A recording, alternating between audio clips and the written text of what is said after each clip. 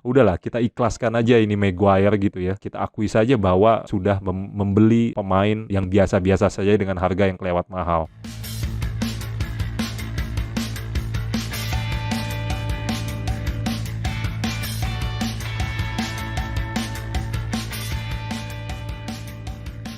Welcome back at Set Piece Football Podcast. Masih bersama gua Reza. Hari ini berbeda dengan biasanya, gue diminta untuk mereview beberapa pertandingan Liga Inggris yang telah terjadi. Yang pertama tentunya big match antara Chelsea, sang juara Eropa, melawan Manchester City, sang juara Inggris. Sebelum pertandingan antara keduanya, sebenarnya Chelsea dalam momentum yang cukup bagus setelah menaklukkan Tottenham 3-0 pada minggu lalu dan masih dalam laju tak terkalahkan di Liga Inggris. Sementara kita tahu Manchester City juga cukup baik, pernah menang 2 kali dengan skor telak 5-0 melawan Arsenal dan Norwich City, dan satu-satunya kekalahan hanya dari Tottenham Hotspur ya. Nah, menilik pertandingan yang sebelumnya terjadi antara keduanya, City ini tidak pernah menang melawan Chelsea di 3 game sebelumnya, yaitu di final UEFA Champions League, di Piala FA, dan di IPL musim lalu. Tentunya ini jadi tantangan sendiri buat Josep Guardiola apakah bisa menaklukkan Thomas Tuchel. Nah, kalau kita lihat sendiri pertandingannya pada game kali ini, Chelsea itu menurunkan formasi 3-5-2 ya. Nah, formasi 3-5-2 ini memang kadang nanti berubah menjadi 5-3-2. Yang menarik ada Reece James di kanan, kemudian Chelsea turun tanpa Thiago Silva, dan kita lihat juga Kai Havertz juga ada di bangku cadangan. Nah, Chelsea mengandalkan duet Romelu Lukaku dan Timo Werner untuk menggedor pertahanan City. Sementara City sendiri tampil dengan tim terbaiknya dengan pola 4-2-3-1. Ada Foden di depan, kemudian di sampingnya ada Jack Grealish dan Gabriel Jesus. Memang formasi ini kadang berubah nanti menjadi 4-3-3 ya, di mana trio ini sampai dengan saat ini belum cukup menampilkan permainan terbaiknya sebetulnya. Nah, tapi kita lihat di game kemarin di babak 1 sebenarnya pertandingan berlangsung sangat sengit dengan tempo yang cepat ya. Terbukti di menit ke-28 Reece James sudah cedera, kemudian masuk Thiago Silva ya. Nah, City sendiri meski menguasai banyak bola itu cukup kesulitan sebenarnya menembus kotak penalti Chelsea. Rudiger di pertandingan kali ini itu bermain tanpa kompromi ya. Nah, sementara counter attack dan direct long pass yang dilakukan oleh Chelsea itu bisa diatasi oleh pemain The Citizen, sehingga babak pertama itu masih berakhir 0-0 walaupun menghasilkan beberapa peluang seperti peluang Kevin De Bruyne di menit ke-38. Ini bisa kita lihat tendangan jarak jauh dari Kevin De Bruyne, kemudian ada juga di menit 40 peluang dari Gabriel Jesus. Bagus sekali ini kontrol bola di dada, kemudian langsung tendang gitu ya. Nah, tapi ini belum mampu menembus gawang Chelsea ya. Nah, di babak kedua Manchester City itu langsung bertubi-tubi menekan Chelsea. Hasilnya di menit ke-53 Gabriel Jesus mencatatkan namanya di papan skor. Kita bisa lihat tendangannya di kotak penalti sebenarnya membentur Rudiger ya, sehingga mengubah arah bola dan membuat Edouard Mendy terkecoh. 1-0 untuk City. Nah, kalau kita lihat dalam merespon ini, kemudian Thomas Tuchel langsung mengganti N'Golo Kante dengan memasukkan Kai Havertz di menit ke-60, sehingga formasi langsung berubah menjadi 4-3-3. Di menit 61 City langsung punya peluang mencetak gol lagi ya. Nah, umpan tarik dari sisi kiri bisa berakhir di kaki Jesus. Mendy pun sudah keluar gawang. Sayang sontekan Jesus ini belum bisa masuk karena masih diblok secara baik oleh defender berpengalaman Chelsea, Thiago Silva. Chelsea sendiri sebenarnya juga punya kans di menit 71. Passing Lukaku dengan Mateo Kovacic, kemudian digiring sedikit melebar dan langsung ditembak keras. Namun sayang sekali masih bisa diblok oleh back terbaik IPL tahun lalu, Ruben Dias.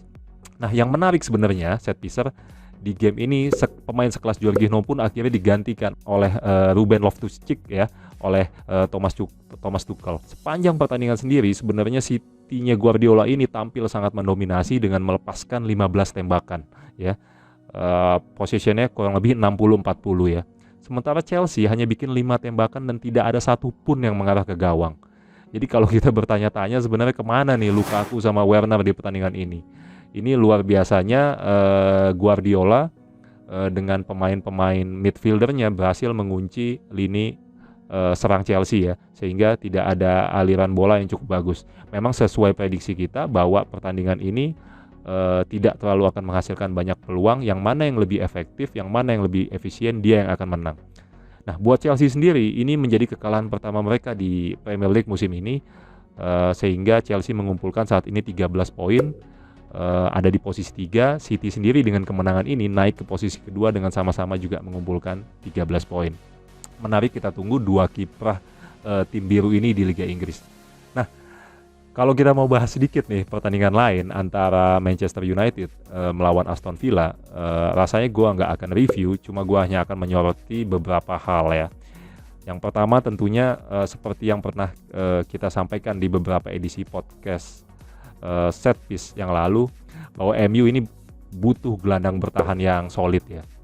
Ya, nggak bisa lagi seperti pertandingan ini misalnya mengandalkan Fred, Scott McTominay ya. Terbukti di pertandingan ini Fred kartu kuning, McTominay pun diganti ya oleh Cavani akhirnya ya. Nah, gue sebenarnya cukup nggak ngerti juga dengan Ole. Gue selalu bertanya-tanya nih, apakah Ole sebenarnya layak dipertahankan oleh United kalau memang tujuannya United ini pingin juara gitu. Nah, yang kedua, Rafael Varane gue lihat belum tampil maksimal ya, belum seperti permainan dia di Real Madrid. Dan yang paling penting, rasanya please the MU stop dengan Maguire gitu ya. Oke, back ini mahal, dulu dibeli 80 juta euro, jadi back termahal dunia gitu ya. Tapi rasanya sampai saat ini Maguire juga belum menunjukkan kualitasnya. So please stop menilai dia sebagai back termahal gitu ya. Karena memang kapasitasnya bukan di situ. Nah, jangan dipaksakan untuk terus kita nilai sebagai back terbaik gitu. Karena kalau kita lihat di pertandingan ini saja ada salah satu back pas Maguire ke De Gea yang ini hampir merugikan buat United. Ya, kalau kita lihat sebenarnya United dulu misalnya pernah mendatangin Falcao, ada Kepa di Chelsea, Morata di Chelsea, ada Andy Carroll, itu kan gagal ya. Torres di Chelsea dengan nilai-nilai transfer yang tinggi ya. Jadi udahlah, kita ikhlaskan aja ini Maguire gitu ya. Kita akui saja bahwa sudah membeli pemain yang biasa-biasa saja dengan harga yang kelewat mahal. Dan yang ketiga mungkin poin gue untuk kegagalan penaltinya Bruno Fernandes ya. Kita lihat bahwa ini detik-detik yang menentukan sebenarnya ketika dia mengambil penalti, dan dia mengambil penalti tumben nih bukan dengan gaya dia yang biasanya ya, yang biasanya berlari kemudian lompat tendang ya, tapi ini dengan gaya normal gitu ya.